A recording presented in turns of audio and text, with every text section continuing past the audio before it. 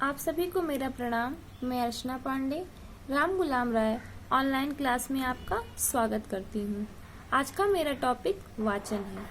वाचन किसे कहते हैं, आइए अर्थ जानते हैं।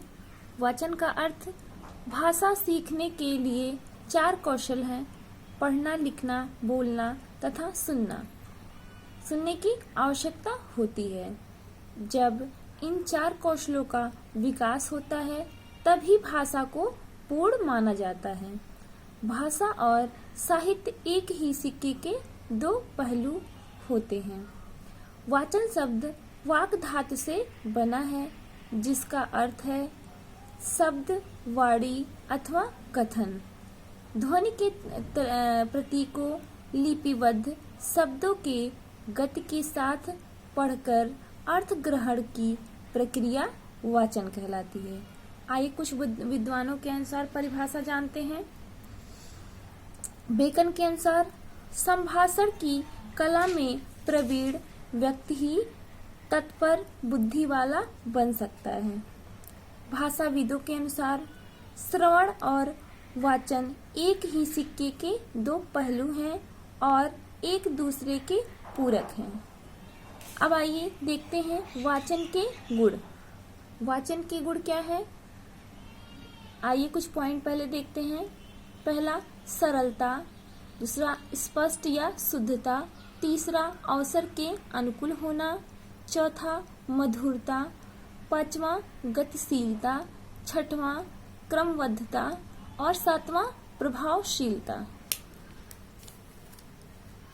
अब आइए पहला देखते हैं गुण सरलता। सरलता का अर्थ उसके उच्चारण से ही पता चलता है। ऐसी भाषा का प्रयोग किया जाए जो सुनने वाले की समझ में आसानी से आ जाए तथा कहने वाले व्यक्ति के शब्दों में कठिनाई न हो और वार्तालाप में प्रयोग की गई भाषा बोधगम्य होनी चाहिए। अब आइए दूसरा स्पष्टता या शुद्धता। इसके अंतर्गत वाचन के समय उच्चारण की शुद्धता परम आवश्यक होती है। हमारे देश में अनेक गांव एवं प्रांत हैं जहां क्षेत्रीय बोली या उपबोली बोली जाती है। क्षेत्रीय भाषा या बोली के कारण उच्चारण में दोष मिलते हैं। वक्ता को उच्चारण की शुद्धता पर विशेष ध्यान देना चाहिए। किसी भी बात को घुमा फिरा कर कहने के बजाय धीरे धीरे सरल शब्दों में कहने से सुनने वाला व्यक्ति उसका अर्थ अच्छी प्रकार से समझ जाता है। अब आइए तीसरा देखते हैं, अवसर के अनुकूल होना। ये क्या है? इसके अंतर्गत अवसर से यहाँ तात्पर्य विभिन्न प्रकार के दैनिक विषयों से है। दैनिक भाषा में सामान्य व्यवहार में भाषा का प्रयोग मधुरता और शिष्टता से किया जाए। किसी भी श्रोता के अनुसार शब्दों व वाक्यों को बोलना चाहिए और विभिन्न अवसरों पर जैसे हर्ष, शोक, क्रोध, शांति आदि के अनुकूल ही अपनी वाणी में शब्दों का प्रयोग करना चाहिए। अब आइए अगला पॉइंट क्या है, मधुरता। मधुरता से तात्पर्य एक सफल वक्ता के लिए भाषा कौशल के गुणों में मधुरता का गुण महत्वपूर्ण होता है। वाचन को आकर्षक बनाने के लिए अपने शब्दों वाक्यों में मधुरता लाना अति आवश्यक होता है। अगला देखते हैं 5वां गतिशीलता। गतिशीलता क्या है? इसके अंतर्गत वक्ता द्वारा विचारों को प्रकट करने के लिए निरंतरता एवं गतिशीलता होना आवश्यक है, क्योंकि रुक रुक कर बोलना वक्ता के विचारों में प्रभावहीनता लाता है। आदर्श वाचन के लिए वाणी एवं शब्दों में गतिशीलता होना आवश्यक एवं महत्वपूर्ण होता है। अब आइए छठवां पॉइंट क्रमबद्धता है। क्रमबद्धता के अंतर्गत बोलचाल में विचारों को प्रयोग करने के लिए क्रमबद्धता अपनाना चाहिए। यदि भाषा में विचारों की क्रमबद्धता न हो तो वक्ता द्वारा श्रोता एक संदेश उचित तरह से नहीं पहुंच पाता है। अब आइए अगला 7वां पॉइंट देखते हैं, प्रभावशीलता। प्रभावशीलता क्या है? इसके अंतर्गत किसी भी व्यक्ति द्वारा किया गया वार्तालाप प्रभावपूर्ण है तो वह अपने व्यक्तित्व की छाप दूसरे पर छोड़ने में समर्थ रहता है। वार्तालाप के दौरान सुनने वाले के पद, आयु, योग्यता आदि का शिष्टता की दृष्टि से ध्यान रखना चाहिए और परिस्थिति के अनुसार भाषा का प्रयोग करना चाहिए।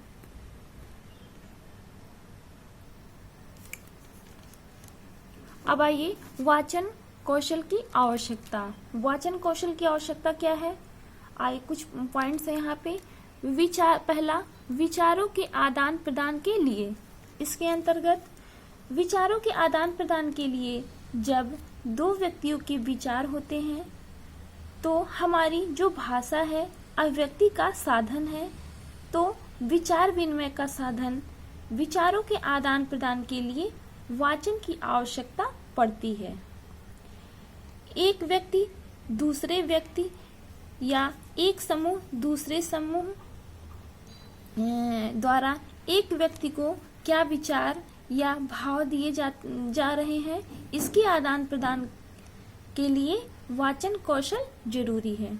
दूसरा, निरक्षर लोगों से प्रत्यक्ष वार्ता के लिए। इसके अंतर्गत जिन लोगों को पढ़ना लिखना नहीं आता है, जिन्हें अक्षर ज्ञान नहीं होता है तथा उन लोगों के लिए वाचन महत्वपूर्ण है, क्योंकि वह प्रत्यक्ष वार्ता के लिए आपस में आमने सामने बातचीत करने के लिए वाचन की आवश्यकता पड़ती है। क्योंकि वह लिखना पढ़ना नहीं जानते हैं तो उनके लिए पठन संभव नहीं है। ये नहीं है कि उनको कुछ लिख कर दे दिया जाए। आप लिखित संदेश दे दिया जाए या आपने कोई लेख दे दिया, उससे उसका काम नहीं चलता, इसलिए क्योंकि वह निरक्षर है, उनको अक्षर का ज्ञान नहीं है, इसलिए वाचन कौशल उनके लिए अति आवश्यक है। अब आइए तीसरा पॉइंट देखते हैं, सामूहिक अभिव्यक्ति के लिए। इसके अंतर्गत जब समूह में कोई बात की जाती है या समूह में हमें एडजस्ट करना होता है तो समूह वाचन की आवश्यकता होती है। इस चीज को हम ऐसे भी समझ सकते हैं कि किसी भी पाठ्य सामग्री को शिक्षक समूह में कक्षा में पढ़ाता है या किसी तरह के संदेश या विचार विमर्श करता है, विभिन्न चैनलों के माध्यम से देश विदेश के समाचार सुनते हैं, वो सामूहिक अभिव्यक्ति हैं। अब आइए अगला देखते हैं, सरल स्पष्ट एवं सहज बातचीत के लिए। इसके अंतर्गत वाचन की आवश्यकता, क्योंकि संदेश और लिखित सामग्री में आवश्यक नहीं है कि जो पढ़ने वाला है वो अपनी बात को उतनी सरलता और सहजता से कह जाए, क्योंकि लिखित साहित्य या लिखित सामग्री वही होता है जहाँ पे चाहे या ना चाहे थोड़ी औपचारिक समाहित हो ही जाती है। इसलिए सरल स्पष्ट एवं सहज बात के लिए वाचन की आवश्यकता हो ही जाती है। अब आइए अगला देखते हैं, आपसी संपर्क के लिए।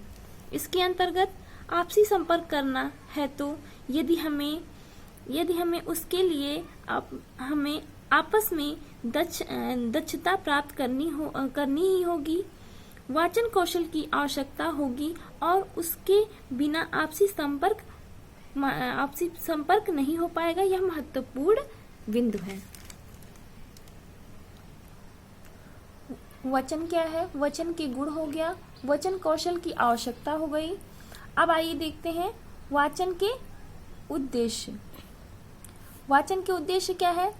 सरल एवं प्रभावशाली तरीके से वार्तालाप करने की क्षमता प्रदान करना, बालकों के व्यक्तित्व को विकसित करने के लिए उसकी झिझक व संकोच को दूर करना चाहिए, किसी सुनने वाले समुदाय या व्यक्तियों के सम्मुख अपने विचार को प्रभावशाली ढंग से प्रस्तुत करने की क्षमता प्रदान करना चाहिए और किसी भी तथ्य को क्रम के अनुसार सरल और स्पष्ट रूप से समायोजित कर प्रस्तुत करने की क्षमता प्रदान करना चाहिए। आज का मेरा टॉपिक यहीं समाप्त होता है।